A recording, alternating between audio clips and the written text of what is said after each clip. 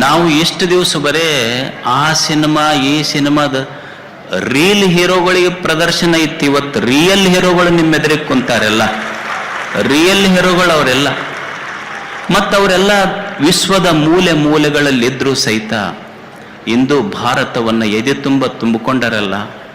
ಇದನ್ನೆಲ್ಲ ನೆನೆಸ್ಕೊಂಡ್ರೆ ನೋಡಿದ್ರೆ ಒಂದು ಮಾತು ನೆನಪಿಗೆ ಬರ್ತದೆ. You can take an Indian out of India, you can take an Indian out of India, but you cannot take India out of an Indian.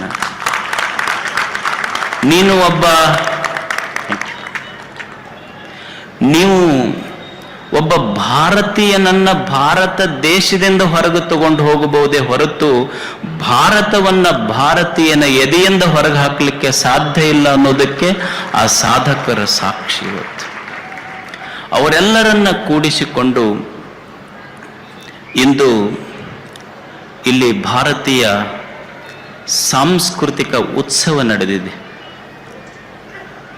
Bharat ಅಂದ್ರೆ ಏನು ಭಾರತ? ಭಾರತ ಅಂದ್ರ ಇದೊಂದು ಭೌಗೋಳದ ಒಂದು ತುಣುಕಲ್ಲ, ಇತಿಹಾಸದ ಒಂದು ಅಧ್ಯಯನ ಅಲ್ಲ, ಉಪಮೆಗೆ ಸಿಲುಕದ ಒಂದು ಮಹಾಕಾವ್ಯ ಭಾರತ. ಇದು ಭಾರತವನ್ನು ಕುರಿತು ನಮ್ಮಂಥವ್ರು ಹೇಳುವುದಲ್ಲ, ನಮ್ಮ ದೇಶದವರು ಭಾರತವನ್ನು ಅಭಿಮಾನ ಪಡುವುದು ದೊಡ್ಡದಲ್ಲ. ವಿದೇಶದ ಜನ ಈ ಮಣ್ಣಿನ ಬಗ್ಗೆ, ಈ ನೆಲದ ಬಗ್ಗೆ ಎಷ್ಟು ಅಭಿಮಾನ ಅವರಿಗೆ. ಮಾರ್ಟಿನ್ ಲೂಥರ್ ಅಂತಿದ್ರು, ಅಮೆರಿಕದ ಮಾರ್ಟಿನ್ ಲೂಥರ್. ಅವರು ನೊಬೆಲ್ ಪ್ರೈಸ್ ಸಿಕ್ತು. ಅಮೆರಿಕದ ಮಾರ್ಟಿನ್ ಲೂಥರ್ ಅವನು ಈ ಸಿವಿಲ್ ರೈಟ್ಸ್ ಮೂಮೆಂಟ್ಸ್ ಬಗ್ಗೆ ಬಹಳ ದೊಡ್ಡ ಸಾಧನೆ ಮಾಡಿದರು. ಮಾರ್ಟಿನ್ ಲೂಥರ್ ಈ ದೇಶದ ಬಗ್ಗೆ, ನಮ್ಮವರಲ್ಲ, ಅಮೇರಿಕದವರು ಈ ಮಣ್ಣಿನ ಬಗ್ಗೆ ಏನು ಹೇಳ್ತಾರಂದ್ರ, to other countries I go as a tourist, to other countries I go as a tourist, but to India I come as a pilgrim ಅಂತ.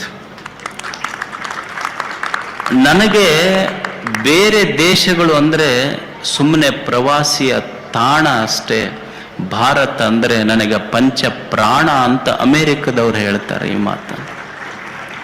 ಅಷ್ಟು ಈ ದೇಶದ ಬಗ್ಗೆ ಅವರಿಗೆ ಅಭಿಮಾನ.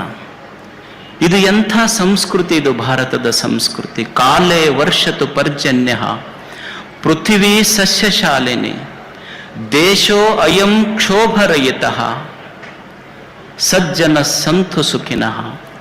ಎಲ್ಲೋ ಕುಳಿತ ಋಷಿ ಈ ಮಾತನ್ನ ಬರೀತಾನೆ. ಅವನಿಗೆ ಜಾತಿಗಳು ಗೊತ್ತಿಲ್ಲ, ಧರ್ಮಗಳು ಗೊತ್ತಿಲ್ಲ, ನನ್ನವರು ಅನ್ನೋದು ಗೊತ್ತಿಲ್ಲ.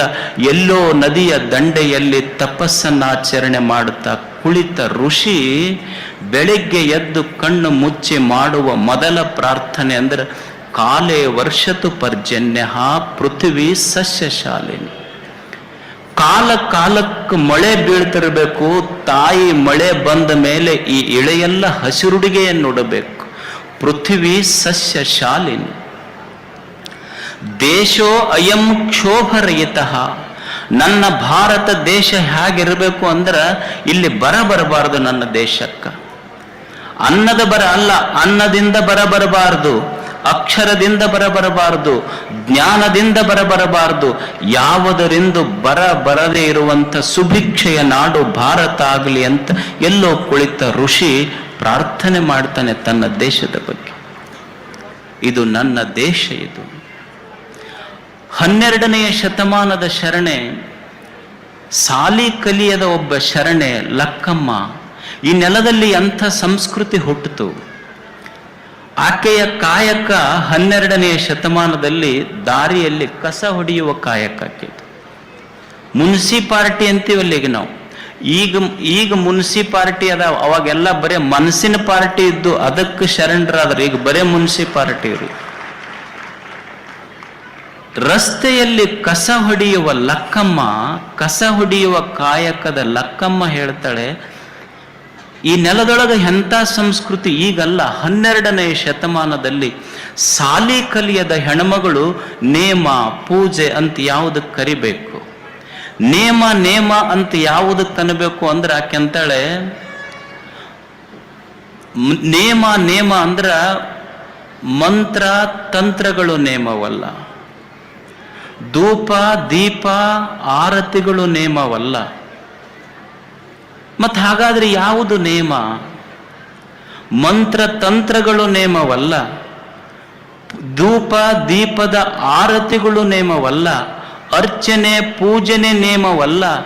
ನಿಜವಾದ ನೇಮ ಯಾವುದು ಅಂದ್ರೆ ಜೀವನದೊಳಗ ಇನ್ನೊಬ್ಬರ ಮನೆ ಮುಂದೆ ಕೈ ಒಡ್ಡಿ ಬೇಡದೆ ಬದುಕು ಇದೆಯಲ್ಲ, ಅದು ನಿಜವಾದ ನೇಮ, ಅದು ನಿಜವಾದ ಪೂಜೆ.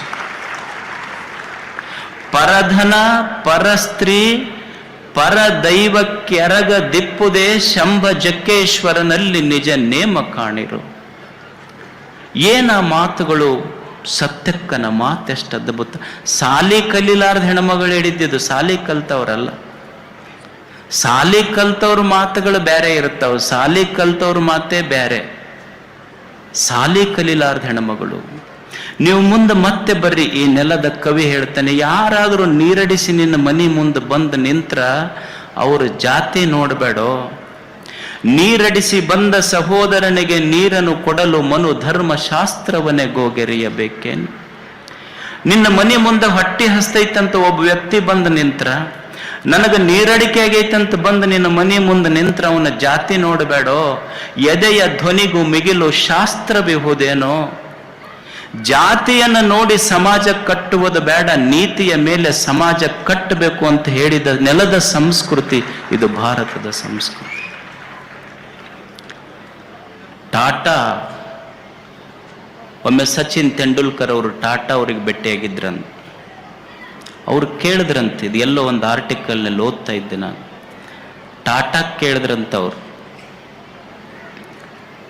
ಟಾಟಾ ಅಂದ್ರೆ ಏನು?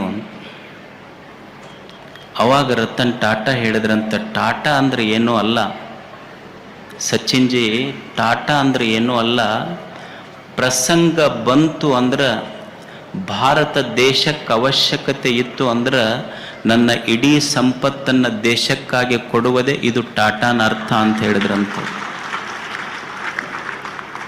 ಅಂದ್ರೆ ಪ್ರಸಂಗ ಬಂತು ಅಂದ್ರೆ ದೇಶಕ್ಕಾಗಿ ನಮ್ಮನ್ನು ನಾವು ಅರ್ಪಿಸಬೇಕನ್ನುವುದು ಇದು ಟಾಟಾ ಹೇಳಿದ ಪಾಠ ನಮಗೆಲ್ಲ. ನಮಗೆ ಇಂಥ ಪಾಠ ಹೇಳಕ್ ಬಂದ್ರೆ ಹೇಳಿದವರಿಗೆ ಟಾಟಾ ಅಂತ ಕಳಿಸ್ತೀವಿ ನಾವು ಅಷ್ಟೆ. ನಮ್ಮ ಸಂಸ್ಕೃತಿ ಟಾಟಾನ ಸಂಸ್ಕೃತಿ ಅಲ್ಲ, ನಮ್ಮದು ತಾತ ಸಂಸ್ಕೃತಿ ಅಷ್ಟೇ. ನಮ್ಮದು ತಾತ ಸಂಸ್ಕೃತಿ ನಮ್ದು. ಯಾರೋ ಒಬ್ರು ಹೇಳಿದ್ರ, ನಮ್ಮೂರಾಗ ಸೂಜಿ ನುಂಗ್ತಾರ್ರಿ ಅಂತ.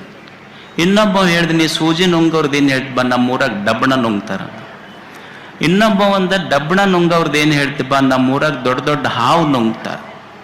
ಅವ ಇನ್ನೊಬ್ಬ ಹೇಳ್ದ, ಏಯ್ ಸೂಜಿ ಡಬ್ಬಣ ನುಂಗವ್ರದ್ದೆಲ್ಲ ಏನು ಹೇಳ್ತೀರಿ, ನಮ್ಮ ಊರಿಗೆ ಬರ್ರಿ, ಸಾಲಿಗೆ ಸಾಲಿ ನುಂಗ್ಯಾರ, ಮಠಕ್ಕೆ ಮಠ ನುಂಗ್ಯಾರ, ಮನಿಗೆ ಮನಿ ನುಂಗ್ಯಾರ, ರೋಡಿಗೆ ರೋಡಿ ನುಂಗ್ಯಾರ, ಕೆರೆಗೆ ಕೆರೆ ನುಂಗ್ಯಾರ, ಯಾವ ಉಳ್ದಿಲ್ಲ. ಎಷ್ಟು ನುಂಗ್ಯಾರ ಅಂದ್ರೆ ನೀರು ಕುಡ್ಯಾಕ ಸಹಿತ ಜಾಗ ಇಲ್ಲ ಅವ್ರು.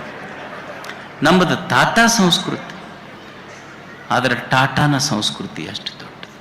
ಇಂಥದ್ದು ಈ ನೆಲದ ಸಂಸ್ಕೃತಿ ಇದು.